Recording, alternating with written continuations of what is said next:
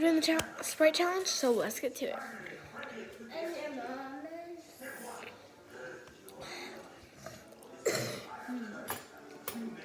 I can feel it kicking.